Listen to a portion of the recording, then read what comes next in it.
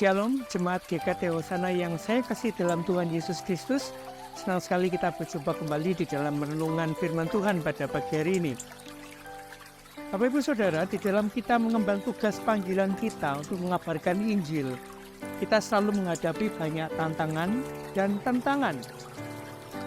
Iblis selalu tidak senang jika orang-orang Kristen bersemangat untuk mengabarkan Injil. Saya masih ingat bagaimana hebatnya tantangan tim PI GKT Hosana beberapa puluh tahun yang lalu ketika merintis GKT Pospri Sidoarjo dan Porong pada waktu itu. Kami menghadapi banyak kesulitan dan penolakan, baik dari orang yang non-Kristen, bahkan dari orang-orang Kristen sendiri.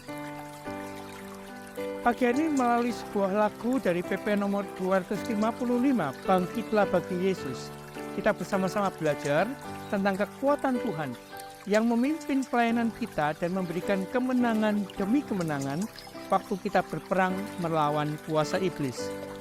Lagu ini ditulis oleh George Duffield yang terinspirasi oleh perkataan Reverend Dudley Ting yang adalah salah satu pendeta yang terlibat dalam kebangunan rohani besar di Philadelphia tahun 1858.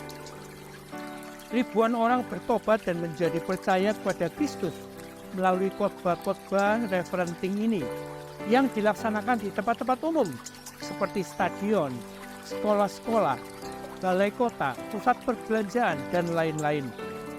Namun suatu insiden terjadi ketika Reverend Ting mengunjungi sebuah ladang jagung dan menyaksikan kerja mesin pengupasan jagung.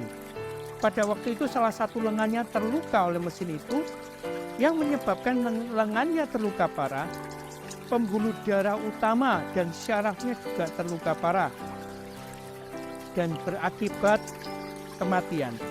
Menjelang akhir hidupnya akibat kecelakaan itu, beberapa pengikut dan pendukungnya bertanya, apa yang menjadi pesan terakhir bagi mereka?